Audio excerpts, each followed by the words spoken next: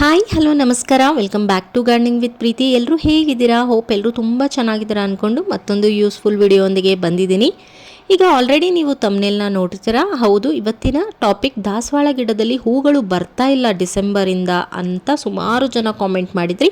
ಅದಕ್ಕೋಸ್ಕರ ಒಂದು ಬೆಸ್ಟ್ ಫರ್ಟಿಲೈಸರ್ನ ತೊಗೊಂಬಂದಿದ್ದೀನಿ. ಏನದು ಬೆಸ್ಟ್ ಫರ್ಟಿಲೈಸರ್, ಹಾಗೆ ಯಾಕೆ ಹೂಗಳು ಬರೋದಿಲ್ಲ, ಹೂಗಳು ಬರಬೇಕಂದ್ರೆ ಏನು ಮಾಡಬೇಕು, ಕೆಲವೊಂದು ಇಂಪಾರ್ಟೆಂಟ್ ಟಿಪ್ಸ್ಗಳೊಂದಿಗೆ ಇವತ್ತಿನ ಒಂದು ಫರ್ಟಿಲೈಸರನ್ನು ಕೂಡ ನಾನು ನಿಮಗೆ ತಿಳಿಸ್ಕೊಡ್ತೀನಿ. ಬನ್ನಿ ವಿಡಿಯೋ ಸ್ಟಾರ್ಟ್ ಮಾಡೋಣ. ಅದಕ್ಕಿಂತ ಮುಂಚೆ ಯಾರು ಚಾನಲ್ನ ಸಬ್ಸ್ಕ್ರೈಬ್ ಮಾಡ್ಕೊಂಡಿಲ್ವೋ ಚಾನಲ್ನ ಸಬ್ಸ್ಕ್ರೈಬ್ ಮಾಡಿಕೊಂಡು ನೋಟಿಫಿಕೇಷನ್ ಆನ್ ಮಾಡ್ಕೊಳ್ಳಿ ಅಂತ ಹೇಳ್ತಾ ಇವತ್ತಿನ ವಿಡಿಯೋನ ಸ್ಟಾರ್ಟ್ ಮಾಡ್ತಾ ಇದ್ದೀನಿ. Welcome back to gardening with Preethi. ಸುಮಾರು ಜನ ನನಗೆ ಕಾಮೆಂಟ್ ಮಾಡ್ತಾನೆ ಇದ್ದರು, ತುಂಬ ಚೆನ್ನಾಗಿ ಹೂಗಳು ಬರುವಂಥ ಗಿಡಗಳೇ ಈಗ ಹೂಗಳನ್ನ ಕೊಡ್ತಾ ಇಲ್ಲ, ಸುಮಾರು 2-3 ತಿಂಗಳಾಯಿತು, ಏನು ಮಾಡಬೇಕು, ಏನು ರೀಸನ್ನು, ಹಾಗೆ ಸೊಲ್ಯೂಷನ್ನ ಹೇಳಿ ಅಂತ. ಅದಕ್ಕೋಸ್ಕರ ಈ ವಿಡಿಯೋನ ತೊಗೊಂಡು ಬಂದಿದ್ದೀನಿ. ಇವತ್ತಿನ ವಿಡಿಯೋದಲ್ಲಿ ನಾನು ರೀಸನನ್ನು ಹೇಳ್ತೀನಿ, ಹಾಗೆ ಸೊಲ್ಯೂಷನನ್ನು ಕೂಡ ಹೇಳ್ತಾ ಹೋಗ್ತೀನಿ. ಬನ್ನಿ, ಫಸ್ಟ್ ರೀಸನ್ ಏನಿರ್ಬೋದು ಅಂತ ಹೇಳ್ತೀನಿ ನಿಮಗೆ. ಮ್ಯಾಕ್ಸಿಮಮ್ ಆಗಿ ಹೂಗಳು ಬಿಡ್ತಾ ಇಲ್ಲ ಅಂದರೆ ಅದಕ್ಕೆ ಮೇನ್ ಕಾರಣ ಆಗಿರುತ್ತೆ ಲ್ಯಾಕ್ ಆಫ್ ಸನ್ಲೈಟ್. ಅಂತಂದರೆ ಈ ಚಳಿಗಾಲದಲ್ಲಿ ಬಿಸಿಲು ಇಲ್ಲದೇ ಇರೋ ಕಾರಣ ಹೂಗಳು ಕಡಿಮೆ ಬರ್ತಾ ಇರುತ್ತೆ. ಹಾಗೆ ಈ ದಾಸವಾಳ ಗಿಡಕ್ಕೆ 6+ hours ಅಂತಂದರೆ 6 ಗಂಟೆಗಿಂತ ಜಾಸ್ತಿ ಬಿಸಿಲು ಬೇಕಾಗಿರೋದ್ರಿಂದ ಈ ಚಳಿಗಾಲದಲ್ಲಿ ಆ ಬಿಸಿಲು ಸಿಗದೇ ಇರೋ ಕಾರಣ ಹೂಗಳು ಕಡಿಮೆ ಬರ್ತಾ ಇರುತ್ತೆ. ಹಾಗೆಯೇ ಇದಕ್ಕೆ ಏನು ಸೊಲ್ಯೂಷನ್ ಅನ್ನೋದು ಕೂಡ ನಾನು ಇವಾಗಲೇ ಹೇಳ್ಬಿಡ್ತೀನಿ. ನಿಮ್ಮ ಪಾಟಲ್ಲಿ ಹಾಕಿದರೆ ನಿಮ್ಮ ಗಿಡಗಳನ್ನ ನೀವು ವಿಂಟರಲ್ಲೂ ಕೂಡ, ಚಳಿಗಾಲದಲ್ಲೂ ಕೂಡ 2-3 ಗಂಟೆ ಚೆನ್ನಾಗಿ ಬಿಸಿಲು ಬಂದೇ ಬರುತ್ತೆ, ಅಲ್ಲಿಗೆ ನಿಮ್ಮ ಪಾಟ್ಗಳನ್ನು ಶಿಫ್ಟ್ ಮಾಡಿ. ಇನ್ನು ನೆಕ್ಸ್ಟ್ ರೀಸನ್ ಬಂದರೂ ನ್ಯೂಟ್ರಿಯೆಂಟ್ಸ್ ಇಂಬ್ಯಾಲೆನ್ಸ್. ಈ ನ್ಯೂಟ್ರಿಯೆಂಟ್ ಇಂಬ್ಯಾಲೆನ್ಸ್ ಅಂತಂದರೆ ಈಗ ಹೆಚ್ಚಾಗಿ ಹೂಗಳು ಬರಲಿ ಅಂತ ಕೆಮಿಕಲ್ ಫರ್ಟಿಲೈಸರ್ನ ಯೂಸ್ ಮಾಡ್ತಾರೆ ಸುಮಾರು ಜನ. DAP, NPK ಈ ರೀತಿಯಾದಂಥ ಕೆಮಿಕಲ್ ಫರ್ಟಿಲೈಸರ್ ಯೂಸ್ ಮಾಡೋದ್ರಿಂದ ಗಿಡ ಶಾಕ್ಗೆ ಒಳಗಾಗಿ ಏನಾಗುತ್ತೆ ಅಂತಂದರೆ ಗಿಡಕ್ಕೆ ಅರ್ಥನೇ ಆಗೋದಿಲ್ಲ. ಸಡನ್ನಾಗಿ ನೀವು ಕೆಮಿಕಲ್ ಫರ್ಟಿಲೈಸರ್ನ ಹಾಕೋದ್ರಿಂದ ಅದು ತುಂಬ ಶಾಕ್ಗೆ ಒಳಗಾಗಿ ಅದರಿಂದ ಹೂಗಳು ಕೊಡದೇ ಇರುವಂಥ ಕಾರಣ ಕೂಡ ಇದೆ. ಹಾಗೆ ನ್ಯೂಟ್ರಿಯೆಂಟ್ ಇಂಬ್ಯಾಲೆನ್ಸ್ ಅಂತಂದರೆ ನ್ಯೂಟ್ರಿಯೆಂಟೇ ಸಿಗದೇ ಇರೋ ಕಾರಣಕ್ಕೆ ಗಿಡಕ್ಕೆ ಲ್ಯಾಕ್ ಆಫ್ ನ್ಯೂಟ್ರಿಯೆಂಟ್ಸಿಂದನೂ ಗಿಡಗಳು ಹೂಗಳನ್ನು ಕೊಡದೇ ಇರುವಂಥದ್ದು ಕಾರಣ ಇದೆ. ಇನ್ನು ನೆಕ್ಸ್ಟ್ ಬಂದು ವಾಟರ್ ಇಶ್ಯೂ ಯಾಕೆ ಬರುತ್ತೆ ಅಂತಂದರೆ, ಕೆಲವೊಬ್ಬರು ಏನು ಮಾಡ್ತಾರೆ ಅಂತಂದರೆ ನೀರು ಹಾಕಿರ್ತಾರೆ, ನೆಕ್ಸ್ಟ್ ಡೇ ಮತ್ತೆ ನೀರು ಹಾಕ್ತಾರೆ, ಆಗೇನಾಗುತ್ತೆ ರೂಟ್ ರಾಟ್ ಆಗಿ ಗಿಡ ಸತ್ತೋಗುವಂಥ ಚಾನ್ಸಸ್ ಇರುತ್ತೆ. ಇನ್ನು ಕೆಲವೊಬ್ಬರು ಏನು ಮಾಡ್ತಾರೆ ಅಂದರೆ ಗಿಡಕ್ಕೆ ನೀರೇ ಹಾಕಲ್ಲ, 8 ದಿನಕ್ಕೊಂದ್ಸಲ 15 ದಿನಕ್ಕೊಂದ್ಸಲ ನೀರು ಹಾಕ್ತಾರೆ. ಮಣ್ಣು ಪೂರ್ತಿ ಒಣಗಿದಾಗ ಏನಾಗುತ್ತೆ, ಗಿಡಕ್ಕೆ ನೀರು ಸಿಗದೇ ಇರೋ ಕಾರಣ ಬಡ್ಸ್ ಆದರೂ ಕೂಡ ಮೊಗ್ಗುಗಳು ಉದುರಿ ಕೆಳಗೆ ಬೀಳುವಂಥದ್ದು. ಸೊ ಅದಕ್ಕೋಸ್ಕರ ಒಂದು ರುಟೀನ್ನ ಮಾಡ್ಕೊಳ್ಳಿ. 2 ದಿನ 3 ದಿನ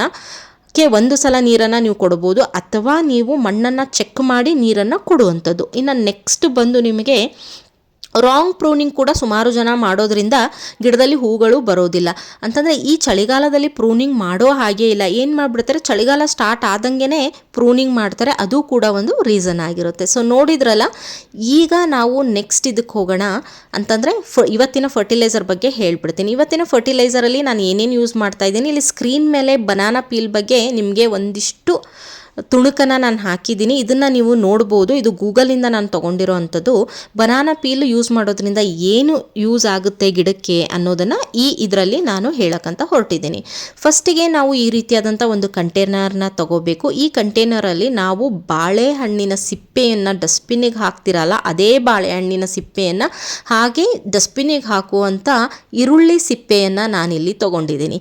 ಈ ಎರಡೂ ಸಿಪ್ಪೆಯನ್ನು ತೊಗೊಂಡು ಅದಕ್ಕೆ 1 ಮುಷ್ಟಿ ಆಗುವಷ್ಟು ನಾನು ವರ್ಮಿ ಕಂಪೋಸ್ಟ್ನ ಹಾಕ್ತಾ ಇದ್ದೀನಿ. ನಿಮ್ಮ ಹತ್ರ ವರ್ಮಿ ಕಂಪೋಸ್ಟ್ ಇದ್ದರೆ ಹಾಕಿ, ಇಲ್ಲಾಂದರೆ ಕೌಡಂಗ್ ಕಂಪೋಸ್ಟ್ ಇದ್ದರೂ ಕೂಡ ನೀವು ಹಾಕಬಹುದು. ಕೌಡಂಗ್ ಕಂಪೋಸ್ಟ್ ಇಲ್ಲ ಅಂತಂದರೆ ಕೌಡಂಗನ್ನೇ ನೀವು ಒಣಗಿಸ್ಬಿಟ್ಟು ಭರಣಿ ಅಂತ ಏನು ನಾವು ಕರಿತೀವಿ, ತಟ್ಟಿರ್ತಾರಲ್ವ ಭರಣಿ, ಅದನ್ನು ಕೂಡ ಒಂದು ಅರ್ಧ ಆಗುವಷ್ಟು ಹಾಕ್ಬೋದು. ಇದೆಲ್ಲವನ್ನು ಹಾಕಿ ನೀವು ಕಂಪ್ಲೀಟಾಗಿ ಇದಕ್ಕೆ 1 ಲೀಟರ್ ನೀರು ಹಾಕಿ 2-3 ದಿನ ಇದು ಫರ್ಮೆಂಟ್ ಆಗೋಕ್ಕೆ ಬಿಟ್ಬಿಡಿ. ಈ ಫರ್ಮೆಂಟ್ ಆದಮೇಲೆ ನಿಮಗೆ ನಾನು ತೋರಿಸ್ತೀನಿ ಯಾವ ರೀತಿ ಆಗುತ್ತೆ ಅಂತ. ಅದಕ್ಕಿಂತ ಮುಂಚೆ ಇಲ್ಲಿ ಸ್ಕ್ರೀನ್ ಮೇಲೆ ನಾನು ತೋರಿಸ್ತಾ ಇದ್ದೀನಿ ಬನಾನಾ ಪೀಲ್, ಆನಿಯನ್ ಪೀಲಿಂದ ಏನೇನೆಲ್ಲ ಯೂಸ್ ಅನ್ನೋದನ್ನು ನಾನು ಗೂಗಲಲ್ಲಿ ತೊಗೊಂಡು ಆ ಸ್ಕ್ರೀನ್ಶಾಟ್ ತೊಗೊಂಡು ಇವತ್ತು ನಿಮಗೆ ತೋರಿಸ್ತಾ ಇದ್ದೀನಿ. ಬಿಕಾಸ್ ಸುಮಾರು ಜನ ಹೇಳ್ತಾರೆ, ಏನೇನೋ ಹೇಳ್ತಾರೆ, ಅದೆಲ್ಲ ಹಾಕ್ಬೋದಾ, ಅದೆಲ್ಲ ಹಾಕಬಾರ್ದಾ, ಇದೆಲ್ಲ ಕನ್ಫ್ಯೂಷನ್ ಬೇಡ ಅಂತ ನಾನು ಗೂಗಲಿಂದ ಒಂದು ಕ್ಲಿಪ್ಪಿಂಗ್ನ ತೊಗೊಂಡು ನಿಮಗೆ ಇಲ್ಲಿ ಹಾಕ್ತಾ ಇದ್ದೀನಿ. ನೀವು ಕೂಡ ಸಪ್ರೇಟಾಗಿ ಗೂಗಲಲ್ಲಿ ಚೆಕ್ ಮಾಡ್ಕೋಬೋದು. ಈ ಫರ್ಮೆಂಟ್ ಆಗಿರುವಂಥ ನೀರನ್ನು ನಾನು ಸೋಸ್ಕೊಂಡು ಇಟ್ಕೊಂಡಿದ್ದೆ. ಈ 2-3 ದಿನ ಆದಮೇಲೆ ಫರ್ಮೆಂಟ್ ಆಗಿರುವಂಥ ನೀರಿದು. ಸೊ ಇದನ್ನು ನಾನು ನನ್ನ ಹತ್ರ ಎಷ್ಟು ಗಿಡಗಳಿದೆ ಅಷ್ಟು ಹೈಬಿಸ್ಕಸ್ ಪ್ಲ್ಯಾಂಟ್ಗಳಿಗೆ ಹಾಕ್ತಾ ಇದ್ದೀನಿ. ಈ ಚಳಿಗಾಲ ಮುಗಿಯೋಷ್ಟರೊಳಗೆ ಇದನ್ನು ನೀವು ಹಾಕಿದರೆ ಫೆಬ್ರವರಿ ಮಾರ್ಚಲ್ಲಂತೂ ಕೂಡ ತುಂಬ ಚೆನ್ನಾಗಿ ಹೂಗಳು ಬರುವಂಥದ್ದು. ಚಿಕ್ಕ ಚಿಕ್ಕ ಗಿಡಗಳಲ್ಲೇ ಇಷ್ಟೊಂದು ಹೂಗಳು ಬರೋದಕ್ಕೆ ಕಾರಣ ನಾನು ಯೂಸ್ ಮಾಡುವಂಥ ಆರ್ಗ್ಯಾನಿಕ್ ಫರ್ಟಿಲೈಸರ್. ನಾನು ಆಗಲೇ ಹೇಳ್ತಾ ಇರೋ ಹಾಗೆ ಈಗ ನಿಮಗೆ ಫರ್ಟಿಲೈಸರ್ ಯಾವ ರೀತಿ ಮಾಡಿ ಎಷ್ಟು ದಿನಕ್ಕೊಂದ್ಸಲ ಕೊಡಬೇಕು ಅನ್ನೋದನ್ನು ನಾನು ಹೇಳಲಿಲ್ಲ ಅಲ್ವಾ.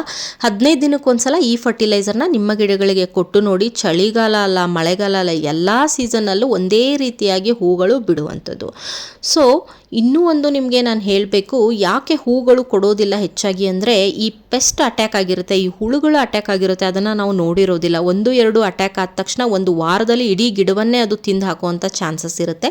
ತುಂಬ ಕೇರ್ಫುಲ್ಲಾಗಿ ಅವಾಗವಾಗ ನಿಮ್ಮ ಗಾರ್ಡನ್ಗೆ ಹೋದಾಗ ಅಥವಾ ನಿಮ್ಮ ಬಾಲ್ಕನಿಗೆ ಹೋದಾಗ ನೀವು ಗಿಡದ ಎಲೆಗಳ ಹಿಂಭಾಗವನ್ನು ಚೆಕ್ ಮಾಡೋದನ್ನು ಮರೆಯೋಕ್ಕೆ ಹೋಗಬೇಡಿ. ಅಲ್ಲಿ ಈ ಮಿಲಿಬಗ್ಸ್, ಥ್ರಿಪ್ಸು ಈ ರೀತಿಯಾದಂಥ ಹುಳುಗಳು ಇರುತ್ತೆ. ಅದರಿಂದನೂ ಕೂಡ ಮೊಗ್ಗುಗಳು ಉದುರಿ ಬೀಳುವಂಥದ್ದು ಅಥವಾ ಮೊಗ್ಗುಗಳು ಆಗದೇ ಇರುವಂಥದ್ದು, ಗಿಡ ಒಣಗಿ ಹೋಗುವಂಥದ್ದು, ಈ ರೀತಿಯಾದಂಥ ಪ್ರಾಬ್ಲಮ್ಗಳು ಗಿಡದಲ್ಲಿ ಕಾಣಿಸ್ಕೊಳ್ಳುವಂಥದ್ದು. ಇನ್ನು ನೆಕ್ಸ್ಟು ನಾನು ಯಾವ ರೀತಿ ನೀವು ಅದಕ್ಕೆ ಸೊಲ್ಯೂಷನ್ ಅಂತಂದರೆ, ನೀಮ್ ಆಯಿಲನ್ನು ನೀವು ಸ್ಪ್ರೇ ಮಾಡ್ಬೋದು ಪೆಸ್ಟ್ ಕಂಟ್ರೋಲ್ಗೆ. ಹಾಗೆ ಸುಮಾರು ನಾನು ಆರ್ಗ್ಯಾನಿಕ್ ಆಗಿರುವಂಥ ಪೆಸ್ಟ್ ಕಂಟ್ರೋಲ್ ಸ್ಪ್ರೇಗಳನ್ನು ನನ್ನ ಚಾನಲಲ್ಲಿ ಅಪ್ಲೋಡ್ ಮಾಡಿದ್ದೀನಿ, ಅದನ್ನು ಕೂಡ ನೀವು ರೆಫರ್ ಮಾಡಿ. ಇವತ್ತಿನ ಫರ್ಟಿಲೈಸರ್ ನಾನು ಏನು ಹೇಳಿದೆ, ಬನಾನಾ ಪೀಲ್ ಹಾಗೆಯೇ ಆನಿಯನ್ ಪೀಲ್ ಹಾಗೆ ವರ್ಮಿ ಕಂಪೋಸ್ಟನ್ನು ಯೂಸ್ ಮಾಡೋದ್ರಿಂದ ಚಿಕ್ಕದಾಗಿ ನಿಮಗೆ ಏನು ಯೂಸ್ ಆಗುತ್ತೆ ಅನ್ನೋದನ್ನು ನಾನು ಹೇಳಿಬಿಡ್ತೀನಿ. ಸೊ ಪೊಟ್ಯಾಷಿಯಮ್ ರಿಚ್ ಆಗಿರುತ್ತೆ ಬನಾನಾ ಪೀಲ್, ಹೆಚ್ಚು ಹೂಗಳು ಬರೋಕ್ಕೆ ಹೆಲ್ಪ್ ಮಾಡುತ್ತೆ, ಹಾಗೆ ಸಾಯಿಲ್ ಹೆಲ್ತನ್ನು ಇಂಪ್ರೂವ್ ಮಾಡುತ್ತೆ. ಹಾಗೆ ಇದೇನು ಮಾಡುತ್ತೆ ಅಂತಂದರೆ ಫ್ಲವರ್ಗಳು ಬರೋಕ್ಕೆ ಸ್ಟಿಮ್ಯುಲೇಟ್ ಮಾಡುತ್ತೆ. ನ್ಯೂಟ್ರಿಯೆಂಟ್ಸ್ ರಿಚ್ ಇರೋದ್ರಿಂದ ಗಿಡಕ್ಕೆ ಹೆಚ್ಚು ಮೊಗ್ಗುಗಳು ಮಾಡಲಿಕ್ಕೆ ಸ್ಟಿಮ್ಯುಲೇಟ್ ಮಾಡುತ್ತೆ. ಹಾಗೆ ಬನಾನಾ ಪೀಲಲ್ಲಿ ಪೊಟ್ಯಾಷಿಯಮ್ ಇರೋದ್ರಿಂದ, ಆನಿಯನ್ ಪೀಲಲ್ಲಿ ಸಲ್ಫರ್ ಇರೋದ್ರಿಂದ, ವರ್ಮಿ ಕಂಪೋಸ್ಟಲ್ಲಿ ವಾಟರ್ ರಿಟೆನ್ಷನ್ ಗುಣ ಇರೋದ್ರಿಂದ ನಿಮ್ಮ ಗಿಡಗಳಿಗೆ ತುಂಬ ಚೆನ್ನಾಗಿ ರಿಚ್ ನ್ಯೂಟ್ರಿಯೆಂಟ್ಸ್ ಸಿಗೋದ್ರಿಂದ ಈ ಫರ್ಟಿಲೈಸರನ್ನು ನೀವು ಆರಾಮಾಗಿ ಕಣ್ಮುಚ್ಕೊಂಡು ಯೂಸ್ ಮಾಡ್ಬೋದು, ಯಾವುದೇ ಸೈಡ್ ಎಫೆಕ್ಟ್ ಆಗೋದಿಲ್ಲ. ಸೊ ನೋಡಿದ್ರಲ್ಲ, ಇವತ್ತಿನ ವಿಡಿಯೋ ಇಷ್ಟ ಆಗಿರುತ್ತೆ. ಇವತ್ತಿನ ವಿಡಿಯೋ ಯಾರಿಗೆಲ್ಲ ಇಷ್ಟ ಆಗಿದೆ ಪ್ಲೀಸ್ ಚಾನಲ್ನ ಸಬ್ಸ್ಕ್ರೈಬ್ ಮಾಡ್ಕೊಳ್ಳೋದನ್ನು ಮರೆಯೋಕ್ಕೆ ಹೋಗಬೇಡಿ. ಚಾನಲ್ನ ಸಬ್ಸ್ಕ್ರೈಬ್ ಮಾಡಿಕೊಂಡು ನೋಟಿಫಿಕೇಷನ್ ಆನ್ ಮಾಡ್ಕೊಳ್ಳಿ. ಈ ಫರ್ಟಿಲೈಸರ್ ಯೂಸ್ ಮಾಡಿದ ಮೇಲೆ ರಿಸಲ್ಟನ್ನು ಕಾಮೆಂಟ್ ಬಾಕ್ಸಲ್ಲಿ ಹಾಕೋದನ್ನು ಮರೆಯೋಕ್ಕೆ ಹೋಗಬೇಡಿ. ನಾನು ಸುಮಾರು ವರ್ಷಗಳಿಂದ ಈ ಫರ್ಟಿಲೈಸರ್ನ ಯೂಸ್ ಮಾಡ್ತಾನೇ ಇದ್ದೀನಿ. ನಿಮ್ಮ ಜೊತೆಗೆ ಇವತ್ತು ನಾನು ಶೇರ್ ಮಾಡ್ಕೊಂಡಿದ್ದೀನಿ. ಈ ವಿಡಿಯೋ ನಿಮ್ಮೆಲ್ಲರಿಗೂ ಇಷ್ಟ ಆಗಿದೆ ಅನ್ಕೋತಾ ಈ ವಿಡಿಯೋನ ನಾನು ಇಲ್ಲಿಗೆ ಮುಗಿಸ್ತಾ ಇದ್ದೀನಿ. ನೆಕ್ಸ್ಟ್ ವಿಡಿಯೋದಲ್ಲಿ ಮತ್ತೆ ಸಿಗ್ತೀನಿ. All of you take care ಅಂತ ಹೇಳ್ತಾ ಇವತ್ತಿನ ವಿಡಿಯೋನ ಮುಗಿಸ್ತಾ ಇದ್ದೀನಿ. ಇನ್ನೇನಾದರೂ ನಿಮಗೆ ಡೌಟ್ಸ್ ಇದ್ದರೆ ಅಥವಾ ನಾನು ಯಾವುದಾದ್ರೂ ಇದರಲ್ಲಿ ಕಂಪ್ಲೀಟಾಗಿ ನಿಮಗೆ ಹೇಳಿಲ್ಲ ಅನ್ನೋದಾದರೆ ನೀವು ಕಾಮೆಂಟ್ ಮಾಡ್ಬೋದು. ಕಾಮೆಂಟ್ಗೆ ನಾನು ಆನ್ಸರ್ ಮಾಡ್ತೀನಿ ಅಂತ ಹೇಳ್ತಾ ಇವತ್ತಿನ ವಿಡಿಯೋನ ಇಲ್ಲಿಗೆ ಮುಗಿಸ್ತಾ ಇದ್ದೀನಿ. ನೆಕ್ಸ್ಟ್ ವಿಡಿಯೋದಲ್ಲಿ ಸಿಗೋಣ. Thank you.